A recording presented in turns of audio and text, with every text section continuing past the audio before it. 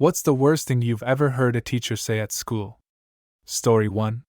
When I was about 9, our teacher asked the class what we wanted to be when we grew up. One kid said he wanted to be a bin man, a garbage man, for US readers. The teacher went into a rant, saying that jobs like these were for the lowest, most unintelligent people in society, and that he should aspire to be better than that. Finally, she asked why he wanted to be a bin man anyway. Because my dad's one, said the kid, by now in tears. Story 2. Age of 9, lost my father in a horrific accident. I returned to school a few days later, and after attendance was taken, the teacher said to me in front of the class, "The class got together and sent flowers to your father's funeral. I paid your share, so make sure you bring in $2 tomorrow, as I need to be paid back." She then went on with the lessons. As many have asked what happened, I asked to see the school nurse and was sent home. Once home, I told my mother. Returning to school 2 days later, I never saw the teacher again. I don't know how my mother handled it. Story 3. This wasn't said directly to me, but in middle school I had a teacher grab me from the lunch table and dragged me to the principal's office. After grilling me for a while and telling me I know what I did, they finally revealed to me that the teacher stated she witnessed me suggestively sucking my thumb while staring at a female friend of mine. I was just biting my nail. Story 4. One of my college professors straight up said one day, "From my experience, African American students tend to drop my class the most. It's probably too hard for them. Any of you notice how we haven't seen that one black chick who used to sit in the front row for weeks now?" Guy was immediately shot down when the black chick raised her hand from the back row, saying she'd been here the whole time. She just moved to the back row 'cause that's where her boyfriend was sitting. Story 5. Congratulations, you're a marriage of Dumbos made in heaven. I had a teacher in elementary school who after every test would pick the lowest scoring girl and lowest scoring boy in the class and force them to hold hands, perform a brief marriage ceremony on them in front of the laughing class, without the kissing part obs, and have all the other kids sing, "Here Comes the Bride." Then she'd have the 2 kids sit together at the side of the classroom for rest of the lesson, and they weren't allowed to stop holding hands until bell rang. The answer is yes. That did happen to me. 3 weeks was about how long the teasing lasted, and 6 years was roughly how long me and the groom avoided speaking to each other after that out of residual humiliation. This was around the early aughts. I'm not from the US, I didn't tell my parents, I honestly didn't think it was such a honking huge giant deal. Kids get punished all the time, right? I'm from a culture where teachers are considered authority figures to be respected, so no adult would have defended us, unless I was being physically hurt or something, probably. I'm surprised so many of you are so outraged on my behalf. You're sweethearts. I'm not permanent scarred by this, just kinda salty. Can't speak for the other kids affected though, but after a day's worth of angry crying nobody seemed overly traumatized. Story 6. I just wish I was dead.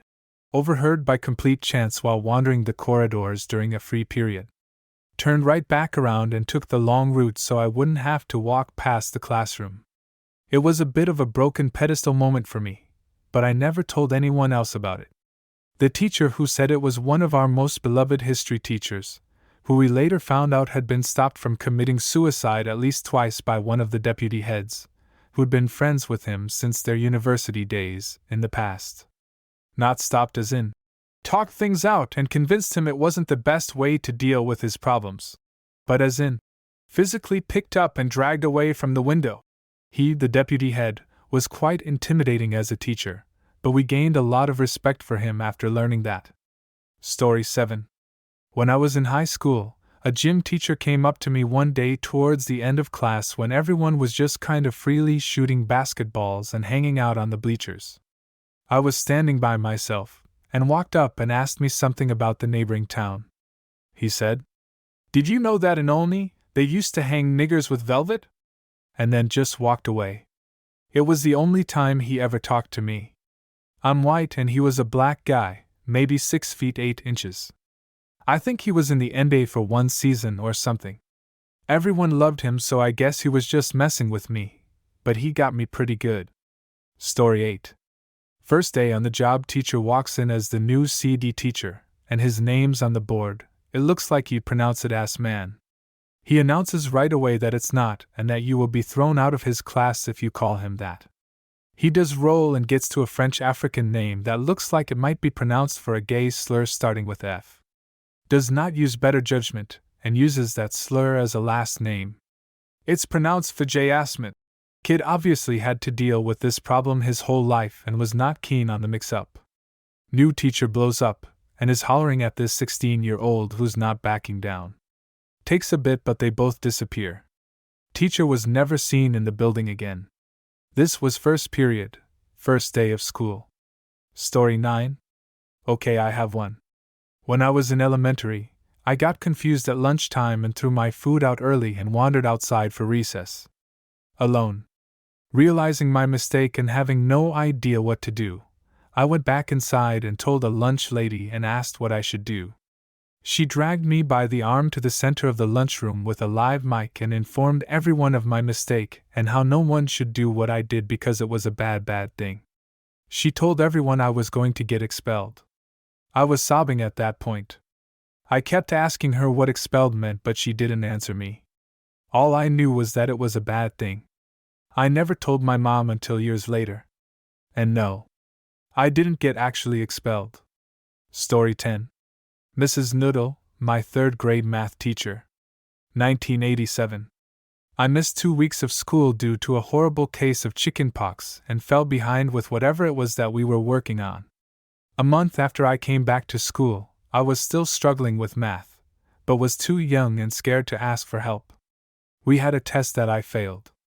So, Mrs. F. Noodle brought my third grade self up to the front of the classroom and shamed me. She told the entire classroom that Buffy will never succeed in math. I ended up crying and going to the nurse with a stomach ache. I'll never forget how awful she was to me, and I struggled with math for the rest of the time that I was in school. Story 11. Paraphrasing slightly, but there's no such thing as Asperger's syndrome. This is just attention-seeking behavior. Said to me, about me. Admittedly, this was over 20 years ago, when not everybody had heard of it, but still.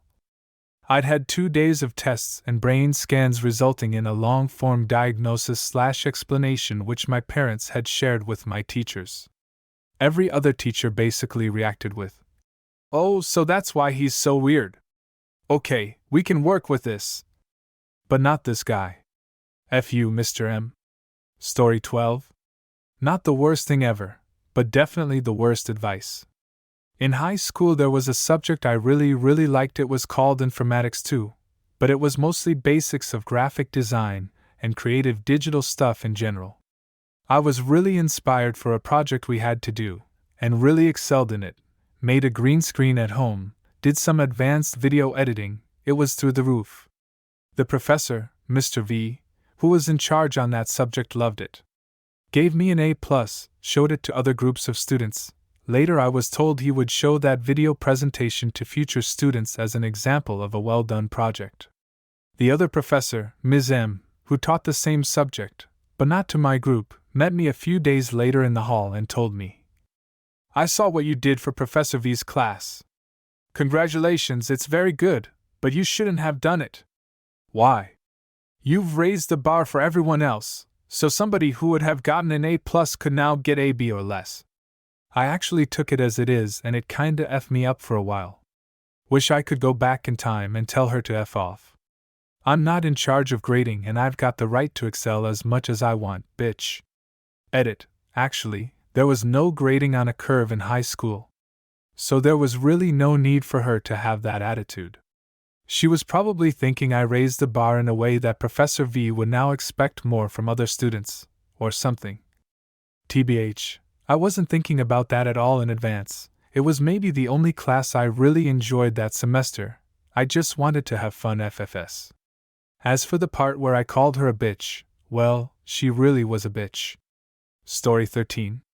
In UK, Year 11, age 15/16. An English literature teacher once told my class, "Polar bears almost exclusively eat penguins." I was not good at literature, but I was good at science subjects, and I was not this teacher's favorite pupil. So when she said this, I quite quickly argued back, saying that she was wrong.